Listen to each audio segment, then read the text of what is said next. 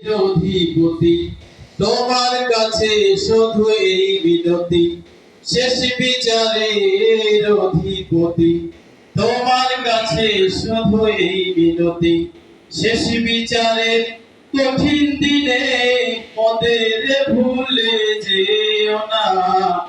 যত অপরাধ ক্ষমা করে জান্নাতে করে দিও ঠিকানা। শত অপরাধ ক্ষমা করে জান্নাতে করে দিও ঠিকানা।